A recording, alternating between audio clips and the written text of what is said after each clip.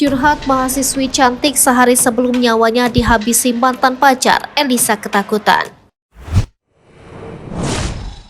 Mahasiswi cantik Elisa Siti Mulyani rupanya sempat mencurahkan ketakutannya terhadap Riko Ariska pada rekan kantor. Riko Ariska memang seakan terobsesi untuk kembali ke pelukan Elisa. Berbagai cara dicoba bahkan sampai berujung kematian Elisa. Menurut Riko, Elisa telah mengkhianatinya. Pun pada polisi, Kasat Reskrim Polres Pandeglang AKP Silton Silitonga mengatakan menurut Riko, Elisa telah selingkuh dengan pria lain.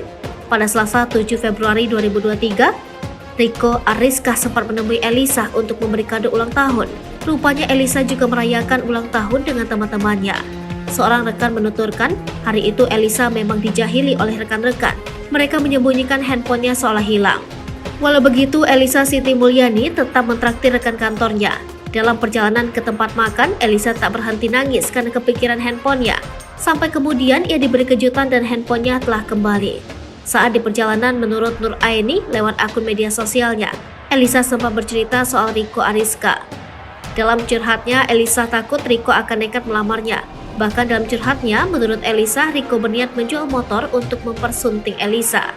Elisa Siti Mulyani juga mencurahkan isi hatinya pada rekan kerja lain, Medi Hurnaidi. Menurut Medi, Elisa merasa capek saat itu.